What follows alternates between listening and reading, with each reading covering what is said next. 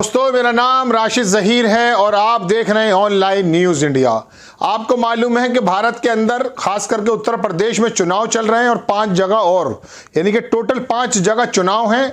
लेकिन साथ साथ एक हिजाब, पर्दे का मसला और धर्म संसद का मसला अब भारत की सीमाओं को कूदकर बाहर चला गया है। OIC ऑर्गेनाइजेशन इस्लामिक कोऑपरेशन जो वगैरह बनी काउंसिल, उसमें एक बहुत बड़ा मुद्दा उठाया गया और कहा कि भारत इंश्योर करे उन लड़कियों को जिनको हैरेसमेंट किया जा रहा है पर्दे के नाम पर और धर्म संसद के अंदर जो मुस्लिम नरसंहार का आह्वान किया जा रहा है उसके बारे में बोले। बहुत बड़ी खबर है। आप लोग, मैं, तमाम अनभक्त और भारत के रहने वाले लोग अगर ये सोचते हैं कि हमारे कुछ भी करने से कोई बात नहीं होती, तो ऐसा नहीं होता। हमारी छोटी छोटी सी जो बदनामियां हैं, जब वो बाहर निकलती हैं तो एक बड़ा रूप ले लेती हैं। भले ही उन्हें आप या अनभक्त लोग या भारतीय जनता पार्टी के लोग छोटा समझें। मैं इसके बारे में विस्तार से आपको बाद में बताऊंगा, लेकिन खबर देखें। BBC हिंदी ने इसको ट्वीट किया और छापा। क्या छापा?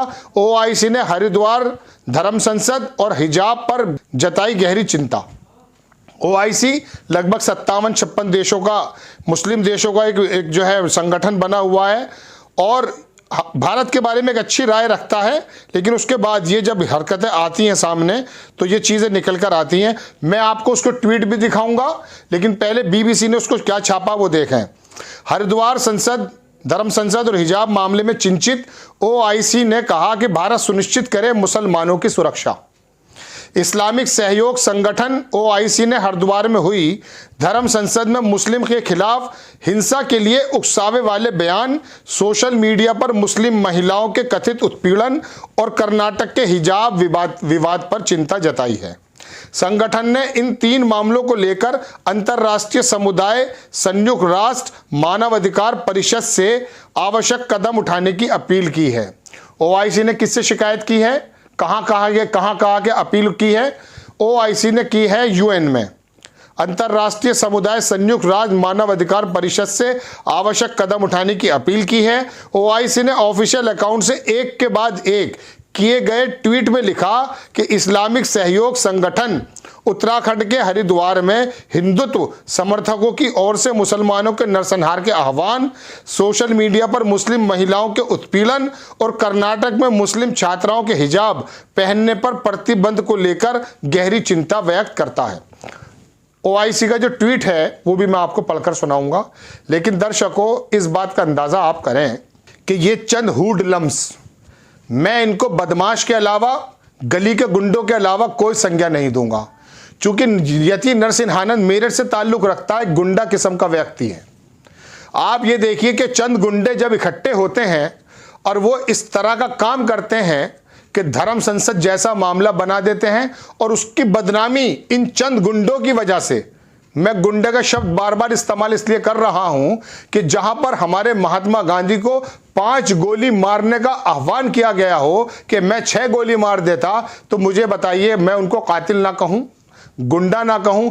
इन लोगों की छिचोरी हरकतों ने भारत के को बदनाम करने की कहां पे कोशिश की है कि 57 देश जो मुस्लिम ममालिक हैं, मुस्लिम मुल्क हैं, जो भारत को एक अच्छी नजर से देखते हैं और हमारी सुषमा स्वराज को इनवाइट भी करते हैं। पाकिस्तान उसका विरोध करता तो पाकिस्तान को बाहर कर दिया जाता उस साल, लेकिन सुषमा स्वराज को बुलाया जाता है। उनको बिला वजह ही अपना दुश्मन बना लेना, यह बात अलग है कि दुश्मन बनने ना बनने से क्या बनेगा वो एक अलग बात है। लेकिन 57 देशों की OIC अगर UN के अंदर ये बात कहती है कि आप इसका संज्ञान लीजिए कि भारत के अंदर इस तरह के आह्वान क्यों लिए जा रहे हैं, क्यों मुस्लिम लड़कियों के बुर्कों को नोचा जा रहा है, क्यों बदतमीजियां की जा रही हैं, ये वजह क्या रही है? क्या आप समझते हैं कि ये लोग अपने आप ही ऐसा कर जाएंगे? कानून, लॉ एंड ऑर्डर का नाम की कोई चीज नहीं है। अगर हमारे प्रधानमंत्री 2 शब्द बोल देते, गृह मंत्री 2 शब्द इसके बारे में बोल देते और वहां का लोकल प्रशासन को यह हिदायत दे दी जाती कि आप बुर्का जो पहनने वालों के जो पीछे लड़के आ रहे हैं, बजरंग दल या किसी के भी, या स्कूल प्रशासन को अगर रोक देते और धर्म संसद के खिलाफ आवाज उठा लेते, तो क्या यह मुद्दा OIC में गूंजता? या OIC की इतनी हिम्मत होती कि वो UN में हमारी शिकायत करें? क्या इस बात से आपको लगता कोई फर्क नहीं पड़ता? फर्क बहुत पड़ता है। फर्क पड़ता उन संबंधों पर जो भारत के लोग बेरोजगारी की हालत में बाहर नौकरी करने गए हुए हैं, उनको किस तरह का उत्पीड़न झेलना पड़ सकता है। आपको याद होगा यूएई की जो राजकुमारी है, प्रिंसेस हैं, उसने कई बार कहा कि भारत ना भूले कि हमारे यहां कितने भारतीय काम करते हैं। यानी कि ये चंद छिचोरे, चंद इकट्ठे होकर गुंडे कोई सा भी आह्वान करेंगे और हमारे भारत का काम करने वाला सऊदी अरब में और बाकी मुल्कों में परेशानी की हालत में जाए। कई लोगों की नौकरियां खत्म हो चुकी हैं क्योंकि वो बाहर बैठे हमारे कुछ लोग इनके बहकावे में आके कुछ ट्वीट कर गए थे। अब जब उन्होंने धर्म संसद टाइप के ट्वीट कर दिए तो उनको नौकरी से निकाल दिया गया। बहरहाल मैं अपनी खबर पर आता हूं कि किस तरह से ओआईसी ने इसको कहा है। आपकी स्क्रीन पर खबर देखिए।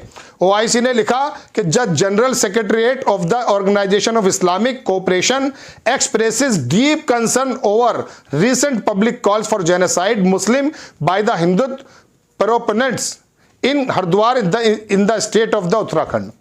ओआईसी डीपली कंसर्न है और वो चिंता व्यक्त करता है कि जिस तरह से मुस्लिमों का जेनोसाइड करने का आह्वान वहां किया गया। आगे दूसरा देख लीजिए, दूसरा क्या लिखता है, कई सारे ट्वीट हैं। And reported incidents of harassment of Muslim women on social media sites as well as banning of Muslim girl student from wearing hijab in the state of Karnataka. और इसी तरह से कर्नाटक के अंदर जो मुस्लिम बच्चों को बेनकाब करने की कोशिश की जा रही है उसके बारे में ओआईसी लिखता है। आगे क्या लिखता है ओआईसी, ट्वीट करता है, general secretariat calls upon international community specially the UN mechanism and special procedure of the human rights council to take necessary measures in this regard. OIC UN को और स्पेशली यूएन और बाकी तमाम जो international community उनको आगाह करता है और उनको आह्वान करता है बुलाने का ह्यूमन राइट्स काउंसिल वगैरह को कि इसके बारे में मेजर्स मतलब एक्शन लिए जाएं। ठीक, आखिरी बात मैं आपको और सुना देता हूं। ओआईसी ने आखिरी ट्वीट किया कि the general secretariat further argues once again India to ensure the safety. India के बारे में कहता है ओआईसी कि आपको हम इंश्योर करते हैं security well-being of the Muslim community while protecting the way life of the members, its members, and to bring the instigators of the perpetrators of acts violence of the hate crimes against them to justice। वो कहता है कि हम India को थोड़ा ensure करते हैं कि आप प्लीज इसके अंदर जो है, प्लीज का शब्द तो मैं बोल रहा हूं, इसके अंदर देखें कि कौन से वो गुंडे हैं, उनके खिलाफ जो है अपने जस्टिस के मुताबिक, अपने संविधान के मुताबिक कदम उठाइए। ये बदनामी फैल रही है दोस्तों, जो मैं आपको बताने आया था।